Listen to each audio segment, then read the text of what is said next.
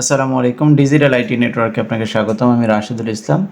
আমি গতকালকে M406 যেটা লেজার জেট এন্টারপ্রাইজ যে আমাদের বড় প্রিন্টার যেগুলো এইচপির যেগুলো আমরা ইউজ করে থাকি সেটার কালকে সেটআপটা দেখিয়েছিলাম। আজকে দেখাবো যেটা ম্যানুয়াল যে সেটআপটা করি সেই সেটআপটা কিভাবে করবেন সেটা দেখাবো। সম্পূর্ণ ভিডিওটা দেখে চ্যানেলটা সাবস্ক্রাইব করে রাখবেন।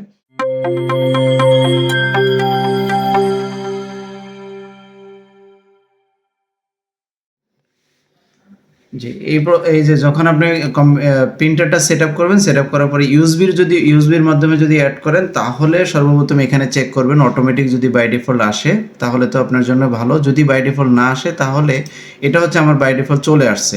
ইউএসবি কেবলের জন্য এটা বাই ডিফল্ট চলে আসছে। এখন আমি ড্রাইভের মাধ্যমে কীভাবে করে সেটাও দেখাবো। পরবর্তীতে আমি এটা দিয়ে অলরেডি করে দেখাবো। আচ্ছা, এই যে এটা এইচপি লেজার জেট M406 যেটা চলে আসছে অলরেডি দেখতে পাচ্ছেন, এটা বাই ডিফল্ট চলে আসছে। তো এবার আমি ড্রাইভের মাধ্যমে কিভাবে করে সেটাও দেখিয়ে দিচ্ছি, কারণ অনেক সময় দেখা যাচ্ছে এরকম শো করবে না, আসবে না বাই ডিফল্ট, তখন আপনার ড্রাইভ দিতে হবে। তো ড্রাইভ কিভাবে দেয় সেটা দেখিয়ে দিচ্ছি। এখানে অ্যাড এ প্রিন্টার যে অপশনটা আছে, add a printer, add a printer যে অপশন, এই প্রিন্টারে ক্লিক করবে। ক্লিক করার পরে the printer that I want is not listed, এই যে অলরেডি প্রিন্টার আসছে যদিও, বাট এটা হচ্ছে আমার সেট আপ করার কারণে চলে আসছে।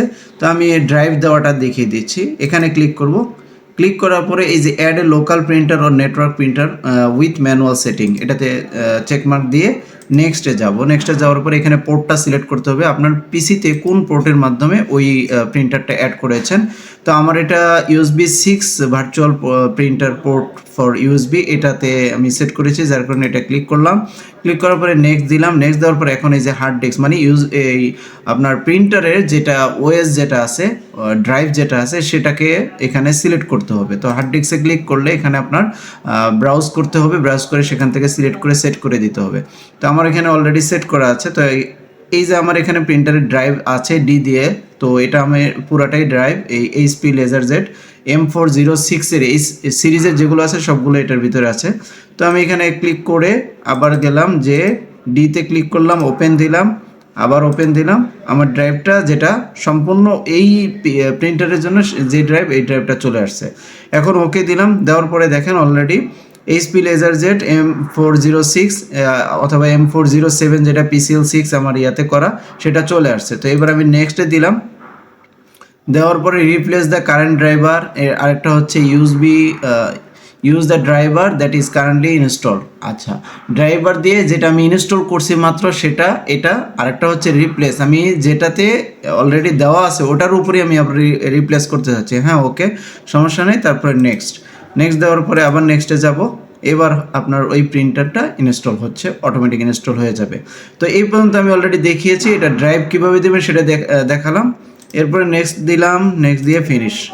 তো অলরেডি দেখেন আমার এটা সেট আপ হয়ে গেছে। এটা আমার একটা অলরেডি আছে বিদায়, যার কারণে এটা একটা কপি হয়ে গেছে।